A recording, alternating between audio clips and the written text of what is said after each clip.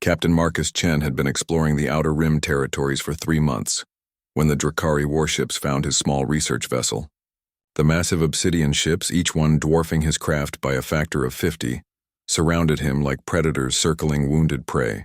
Their hulls gleamed with an oily sheen that seemed to absorb light itself, and weapon ports glowed with threatening crimson energy. Human vessel. The transmission crackled through his communications array, spoken in heavily accented Standard Galactic. You have trespassed into sacred Drakari space. Surrender immediately or face annihilation. Marcus glanced at his instrument panel. His ship's modest shields wouldn't last 10 seconds against those weapons. His engines were already damaged from the hyperspace jump that had brought him here accidentally. The navigation computer had malfunctioned, throwing him light years off course into what the galaxy knew as the most dangerous region of space. The Drakari Empire controlled nearly a quarter of the known galaxy. They were apex predators in every sense. 7 feet tall, covered in scales that could deflect most energy weapons, with claws that could tear through reinforced hull plating. Their culture was built on dominance, conquest, and the absolute belief that they were the universe's ultimate warriors. They had never been defeated in battle, never retreated from a fight, and never shown mercy to those they considered weak, which, according to galactic records, included every other species they had encountered. I repeat, human. The voice growled again, more menacing this time. Surrender or die. Marcus looked out his viewport at the massive ships. Each one carried enough firepower to glass a small moon. Their crews numbered in the thousands, all trained from birth to be perfect killing machines. He was one man in a research vessel designed for studying asteroids and collecting mineral samples. He should have been terrified. Instead, Marcus found himself smiling. "This is Captain Marcus Chen of the Earth vessel Endeavor," he replied calmly. "I acknowledge your claim to this space and am prepared to depart immediately. My presence here was unintentional, a navigation malfunction." A long pause followed.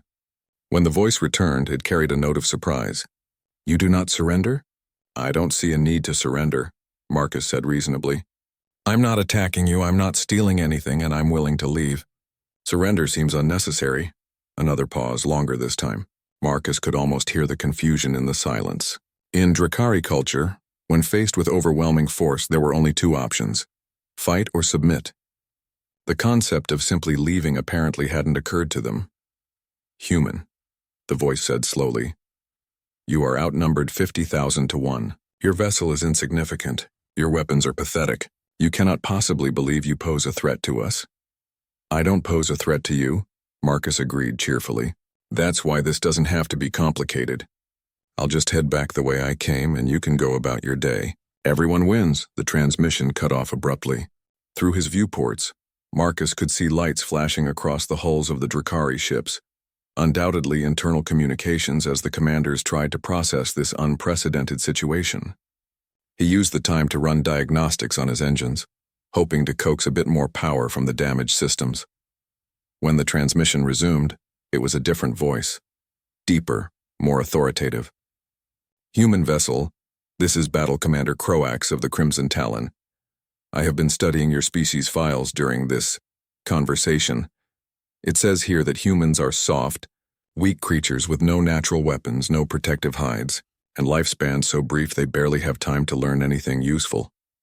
"The files aren't wrong," Marcus admitted. "We're pretty fragile compared to most species." "What's your point?" "My point, soft thing, is that your people have somehow managed to spread across hundreds of worlds despite being inferior to nearly every other spacefaring race. The files show you have fought wars against species that should have crushed you easily, yet you prevailed. How do you explain this contradiction?" Marcus considered the question seriously. It wasn't the first time he'd heard it. Humans were something of an anomaly in galactic politics. On paper, they should have been conquered and enslaved by any number of more powerful species. Instead, they had carved out a respectable chunk of territory and earned grudging respect from most of their neighbors. "I suppose it's because we're too stubborn to know when we're beaten," he said finally. "Plus, we have a bad habit of finding creative solutions to impossible problems." "Creative solutions?" Croax repeated the phrase like he was tasting something unpleasant. "The Drakari way is direct. We see an enemy, we destroy it. We face a problem, we overcome it through strength and will. There is no room for creativity in warfare, only dominance. That explains a lot, Marcus murmured, studying the formation of ships around him.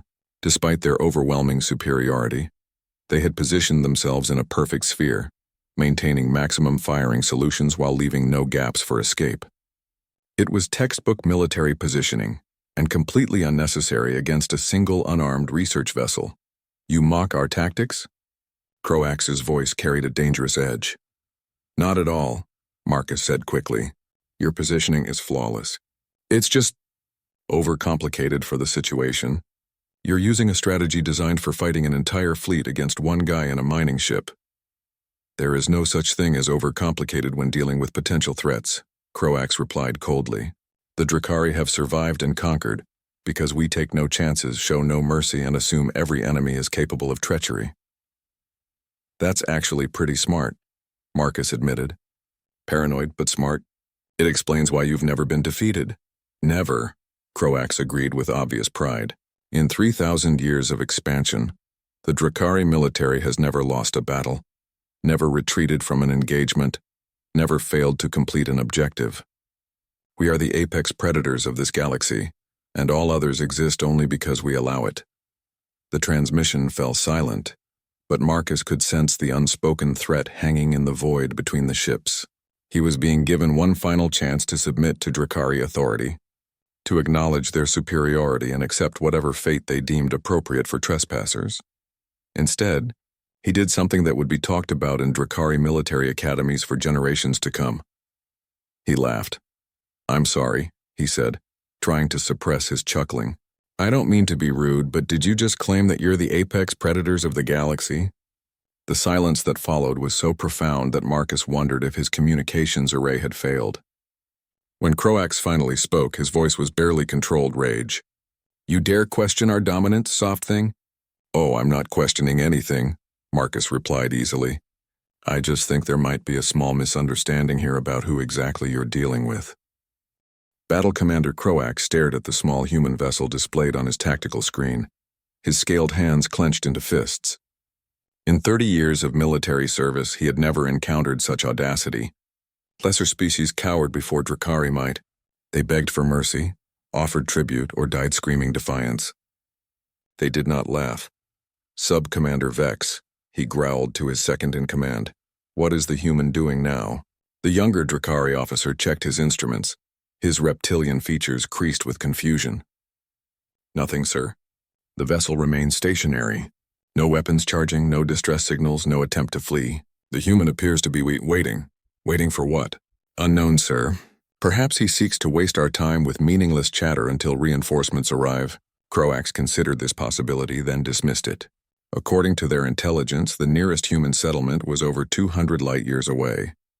Even if this Marcus Chen had somehow transmitted a distress signal without them detecting it, no rescue could arrive for weeks. Open communications, Croax ordered. Human, you spoke of a misunderstanding. Explain yourself. The response came immediately, still maddeningly calm. Well, Commander, it is Commander, right? The translation software sometimes gets ranks wrong. You called yourself an apex predator. That's a very specific term in biology. It means a species that sits at the top of the food chain with no natural enemies. Correct. The Drakari fear nothing and hunt everything. Right.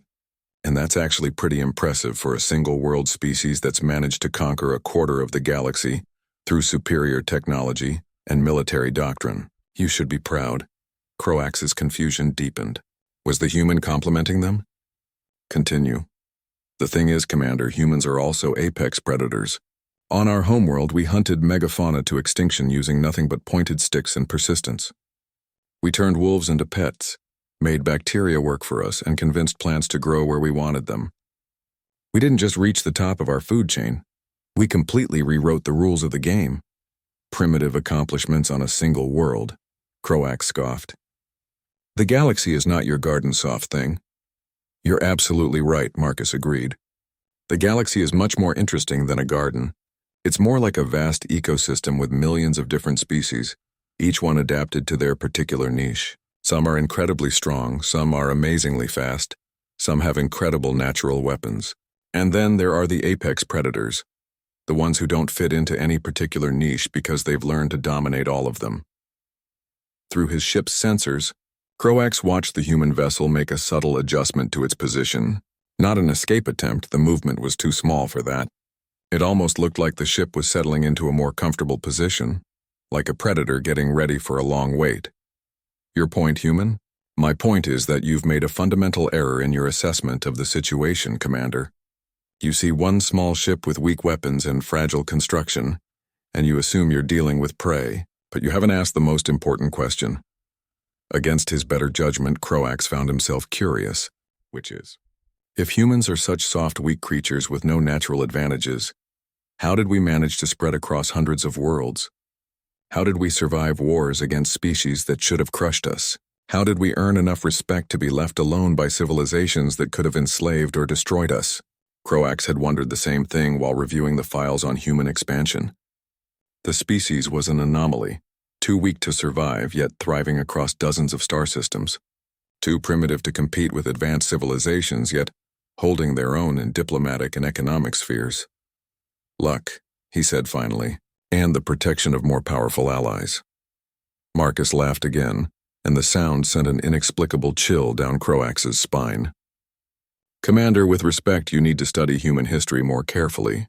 We didn't get where we are through luck. We got here because we're very, very good at solving problems that other species consider impossible.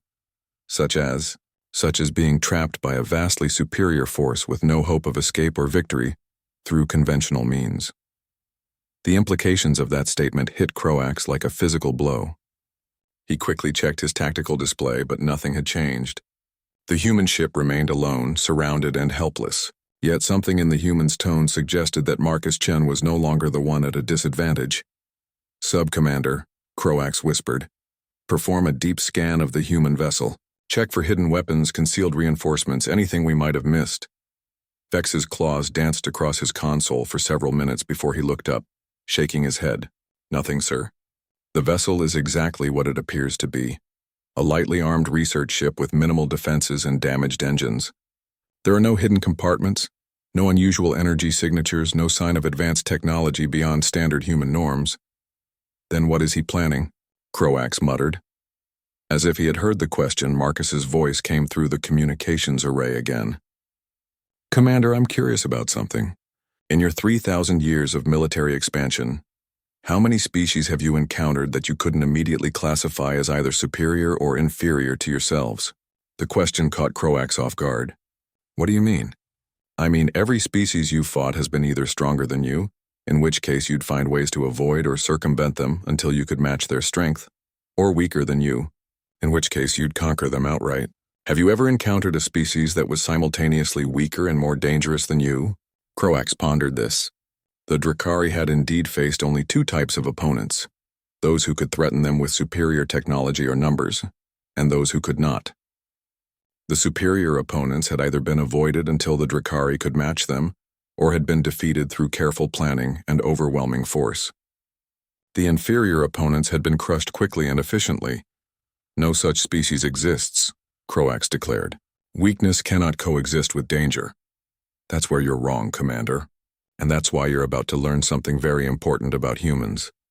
The communication channel went silent, but not because Marcus had cut the connection. He was still there, still waiting, still maddeningly calm. The silence stretched on, filled with a tension that Croax couldn't identify or understand. Sir, Sub-Commander Vex said quietly, perhaps we should simply destroy the vessel and be done with this conversation. The human is clearly trying to unnerve us with psychological tactics. Croax nodded slowly, but something held him back. In 30 years of military service, he had developed an instinct for danger that had never failed him. And right now, every instinct he possessed was screaming that he was missing something crucial about this situation. Human, he said finally. You claim to be dangerous despite being weak. Prove it. The response came immediately, and when Marcus Chen spoke, his voice carried a note of genuine regret. Commander, I really wish you hadn't asked me to do that. Marcus Chen sat back in his pilot's chair and activated a series of commands on his console that he had hoped never to use. The research vessel Endeavor might have looked like a simple mining ship to the Drakari, but appearances could be deceiving. Every human vessel, no matter how peaceful its stated purpose, carried certain modifications that weren't mentioned in the official specifications shared with other species. Commander Croax, Marcus said softly. I want you to understand something before this goes any further. What I'm about to show you isn't a threat. It's not a weapon in any traditional sense.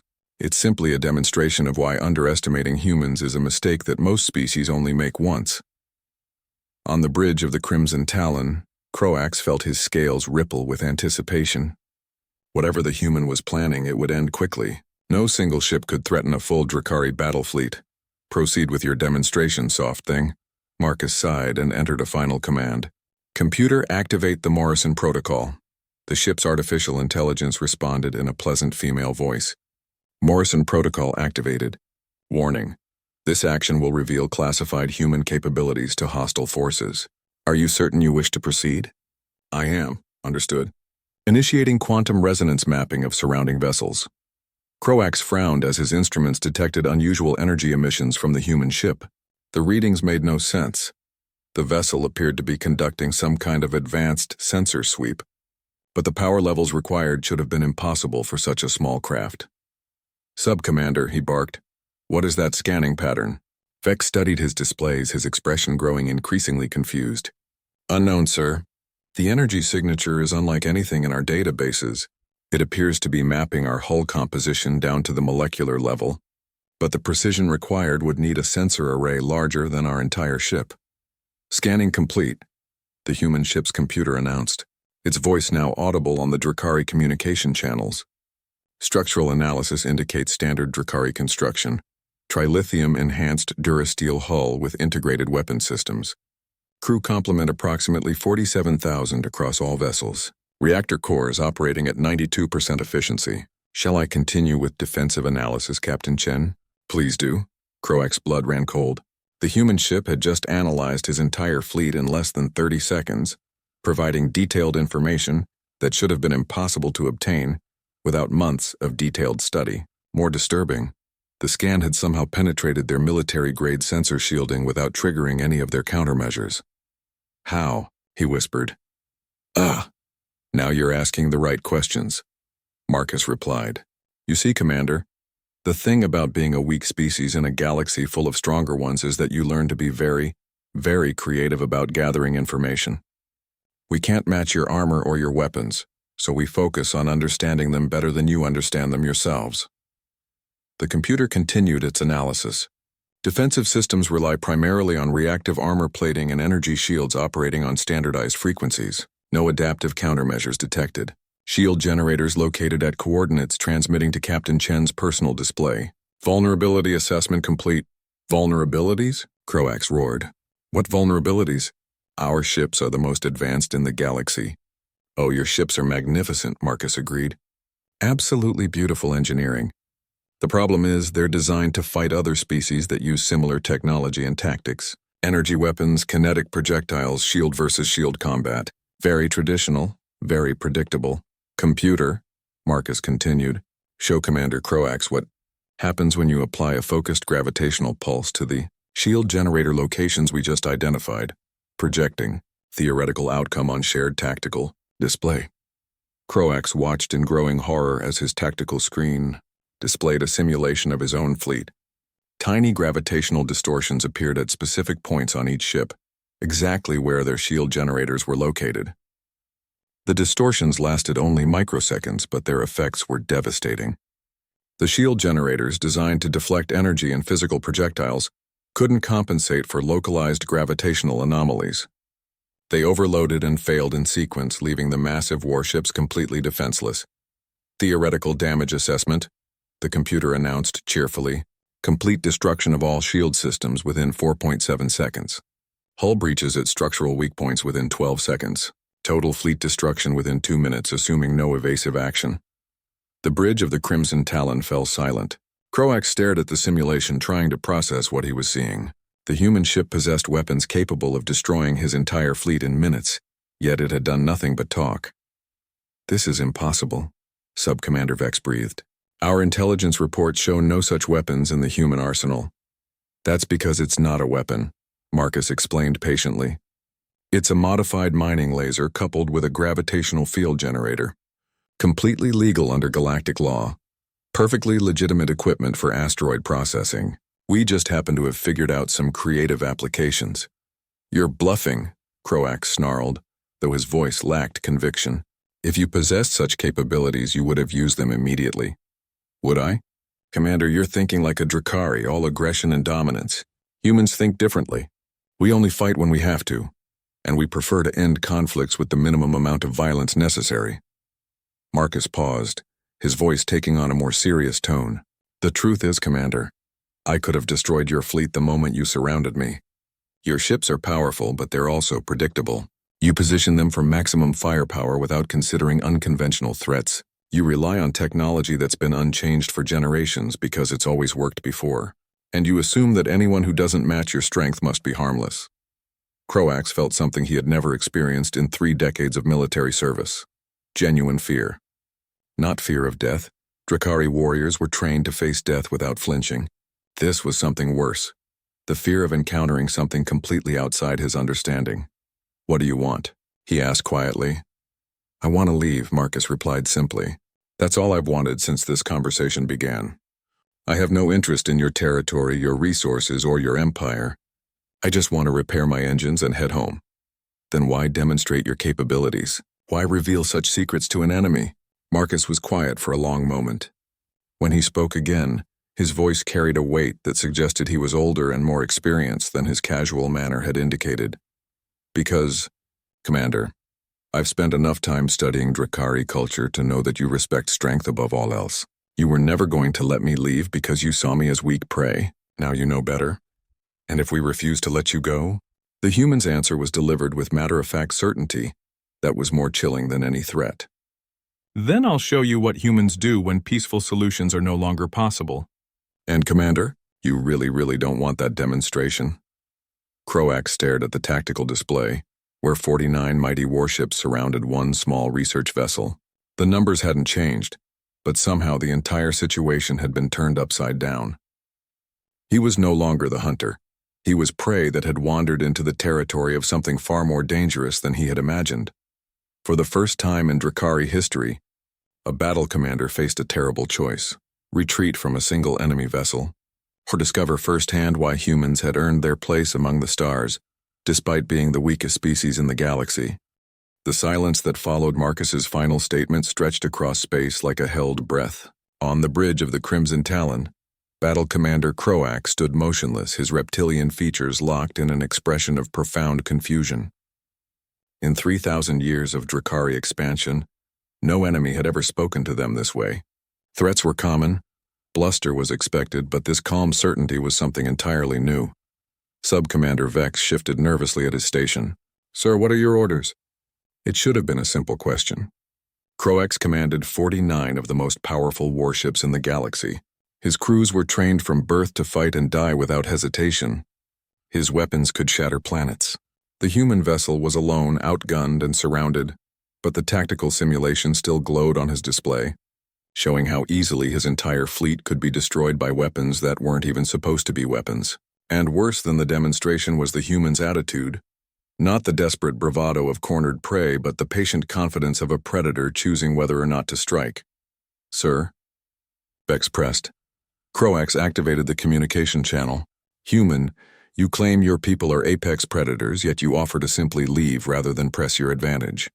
If your capabilities are real, why not destroy us and claim this territory for your own kind? Marcus's reply came after a thoughtful pause.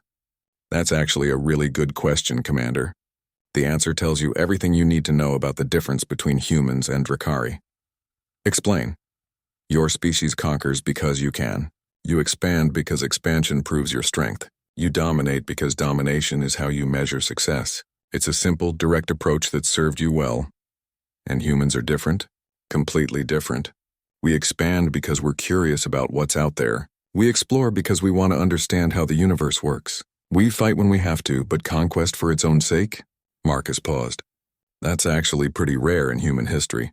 Usually, when we take territory, it's because someone attacked us first or because we need resources to defend ourselves. Croax found this claim dubious. No species spreads across hundreds of worlds without aggressive expansion. Your military capabilities prove you are warriors. Oh, we're definitely warriors when we need to be, Marcus agreed.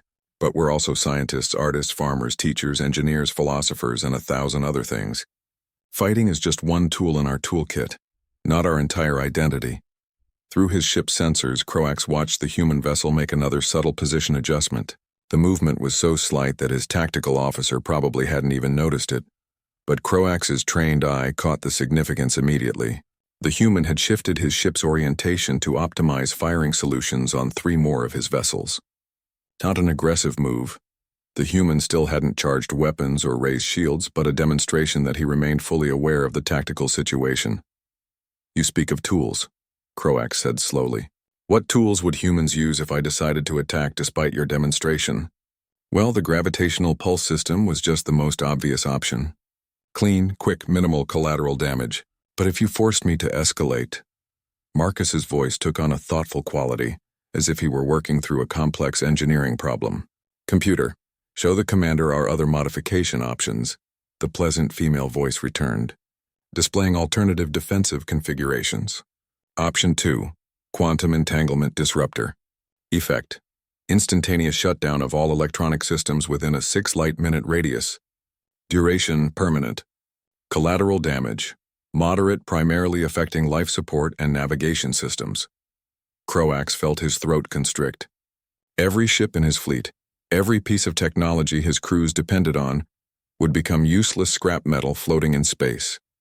Option 3, the computer continued, Temporal Displacement Field. Effect: localized time dilation affecting targeted vessels. Theoretical outcome: enemy ships experience approximately 1 second for every hour of normal time. Practical result: enemy forces become effectively frozen until field dissipates.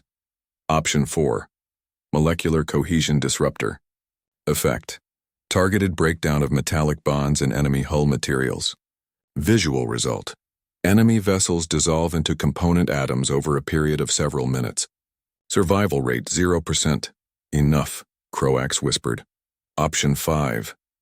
The computer began. I said enough, Croax roared. The computer fell silent. Marcus's voice returned, now carrying a note of genuine apology. I'm sorry, Commander. I know this is difficult to process. The truth is, humans have been developing these technologies for decades, but we've never had to use them. Most species are reasonable enough to negotiate when they realize we're not the easy targets we appear to be. These are not weapons of war, Croax said, his voice hollow. These are instruments of annihilation. No honorable species would create such things. You're right, Marcus agreed. They're not weapons of war, they're weapons of survival. And honor is a luxury that extinct species don't get to enjoy. The blunt statement hit Croax like a physical blow. In all his years of military service, he had never considered the possibility that the Drakari approach to warfare might be naive. They fought with honor, following ancient codes of conduct that had been passed down through generations. They gave enemies chances to surrender. They avoided targeting civilians when possible, and they never used weapons that caused unnecessary suffering. But what if their enemies didn't share those values?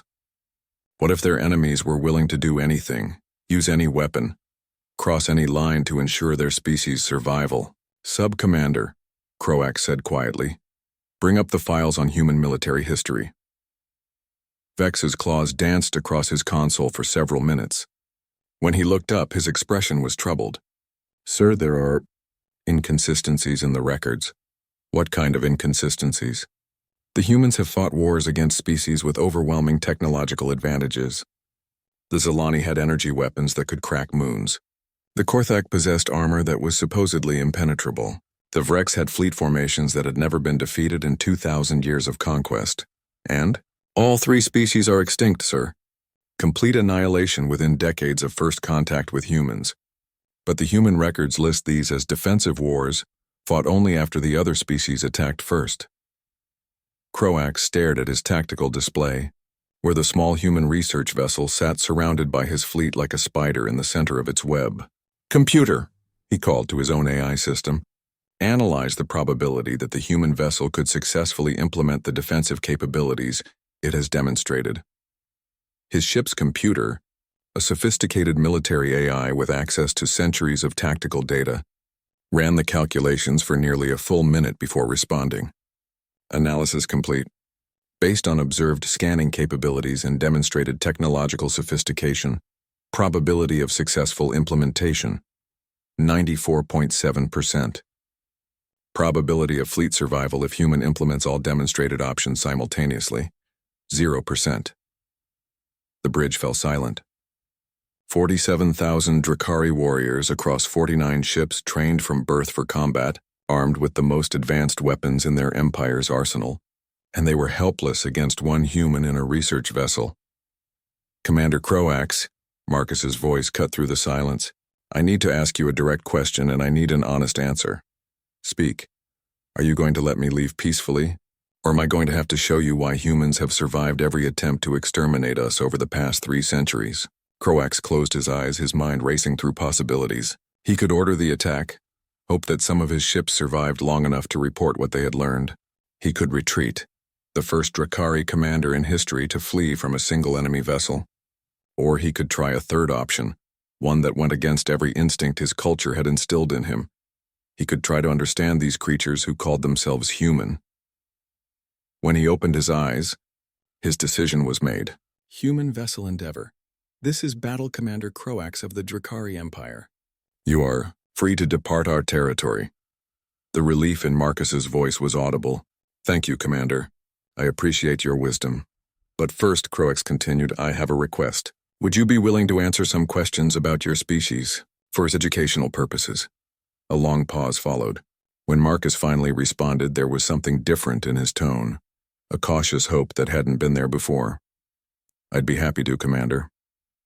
What would you like to know? For the next 2 hours, Battle Commander Croax found himself engaged in the most extraordinary conversation of his military career. What had begun as a routine, territorial enforcement action had transformed into something unprecedented in Drakari history, a peaceful exchange of information with a species they had been prepared to destroy.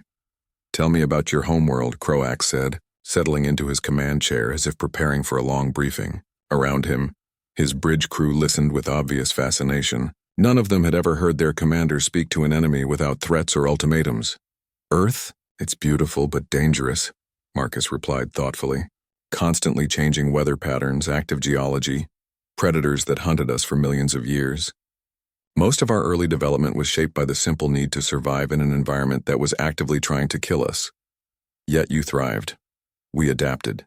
When the climate changed, we learned to change with it. When predators hunted us, we became better hunters. When resources became scarce, we developed agriculture. Every challenge our world threw at us made us stronger, smarter, more creative. Sub-Commander Vex leaned forward at his station. Captain Chen, what about your weapons development? Your species seems to have progressed from primitive tools to devices that could destroy our entire fleet in mere centuries. How is such advancement possible? Marcus laughed, but it was a sound without humor. Sub-Commander, that is the right rank, isn't it? Human weapons development has always been driven by necessity, not aggression. Every defensive system I showed you today started as something completely different. Explain. The gravitational pulse system? Originally designed for asteroid mining, we needed a way to break apart large rocks without using explosives that might damage valuable minerals. The quantum entanglement disruptor was developed to study subatomic particles in deep space, where electromagnetic interference made normal instruments useless. The molecular cohesion disruptor was actually invented to help recycle old spacecraft by breaking them down to raw materials. Croax found this difficult to believe. You claim these weapons of mass destruction were created for peaceful purposes? They weren't created as weapons at all, Marcus emphasized. They became weapons when other species decided we were easy targets. The first time the Zelani attacked a human colony with their moon-cracking energy cannons, our scientists spent 6 months figuring out how to turn mining equipment into gravitational pulse generators. Necessity, Commander, always necessity. And the temporal displacement field? Emergency medical technology, Marcus said immediately. When someone is critically injured and you need more time to treat them, you put them in a localized time dilation field where their biological processes slow down. Gives the doctors hours to work on injuries that would be fatal in minutes of normal time. The bridge crew exchanged glances. The human was describing their most terrifying weapons as tools for healing and construction. This is why your species confuses us, Croax admitted.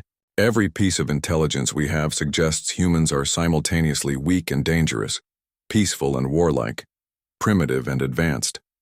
You contradict yourselves at every turn. We're complicated, Marcus agreed. But I think the confusion comes from trying to fit us into the same categories you use for other species. Most civilizations you've encountered probably developed along predictable lines.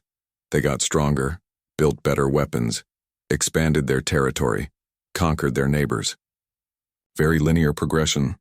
Yes, it is the natural order. Except humans didn't follow that pattern. We got stronger, but we also got more cooperative. We built better weapons, but we also built better medicine. We expanded our territory, but we also learned to share resources. We're not just warriors or just scientists or just explorers. We're all of those things at once, depending on what the situation requires. Croax studied the tactical display, where the human vessel continued to make tiny positional adjustments. Even during this peaceful conversation, Marcus remained fully aware of the military situation, ready to defend himself if necessary. It was the behavior of a species that had learned to be prepared for anything.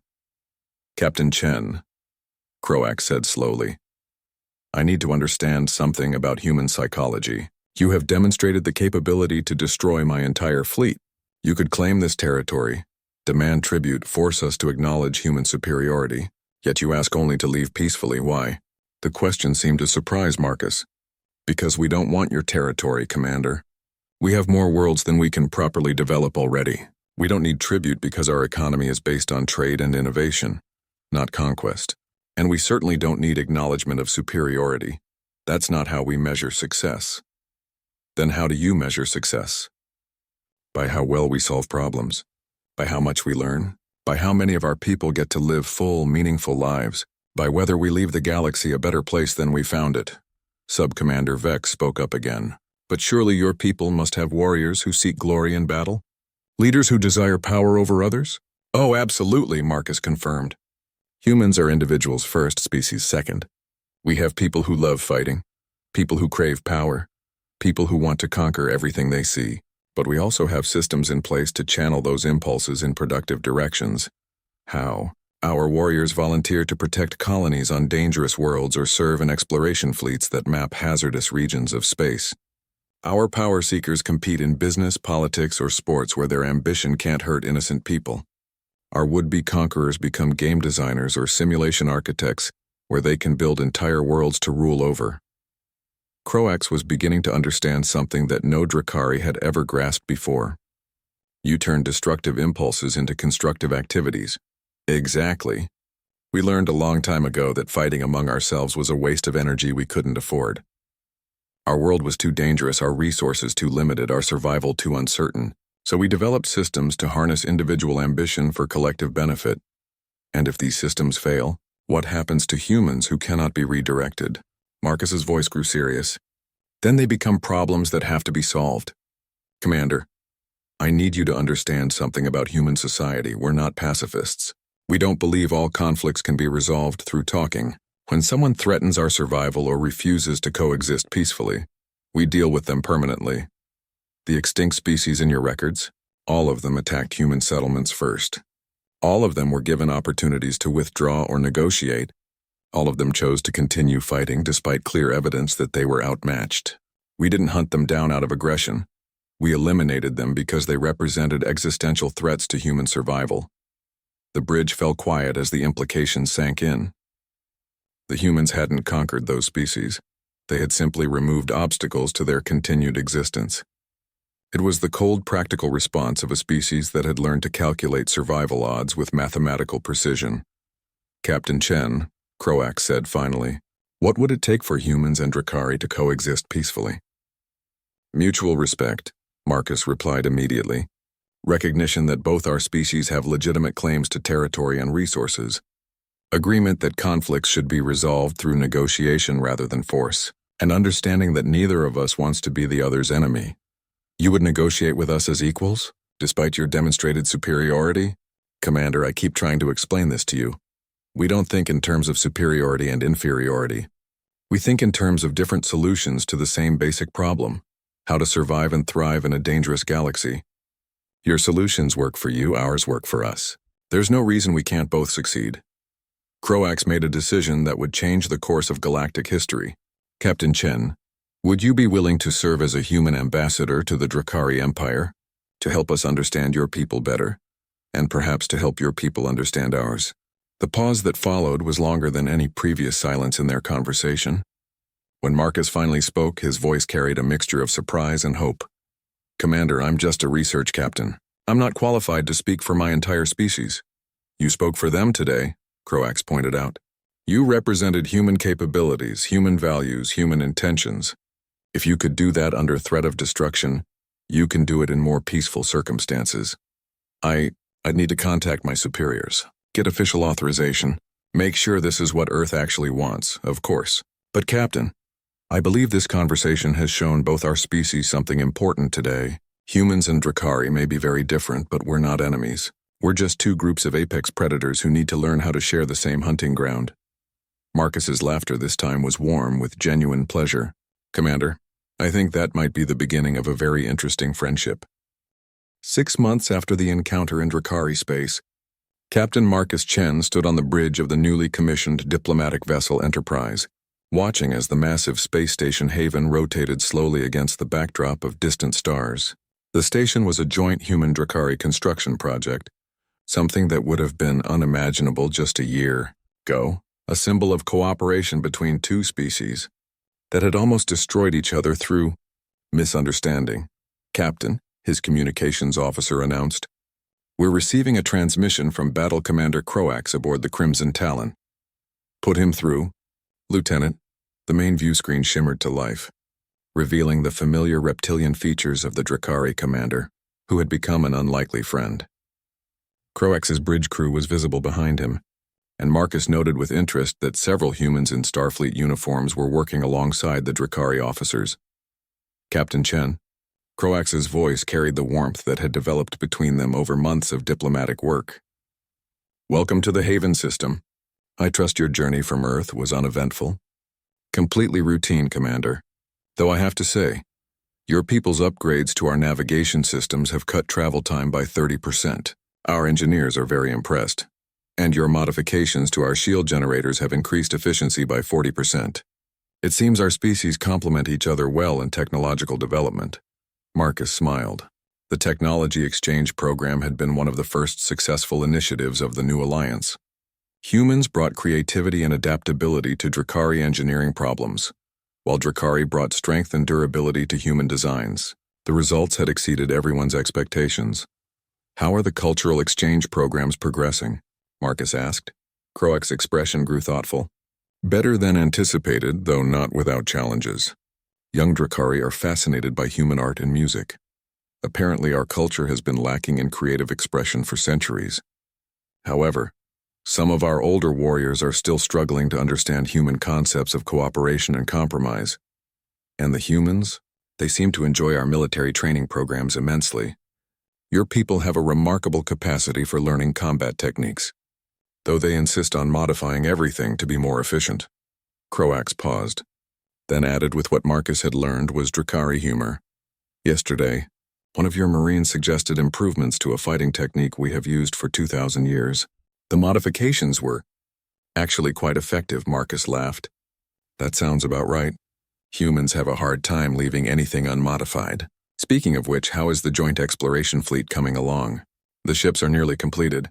5 human vessels, 5 Drakari vessels, all equipped with the latest hybrid technology.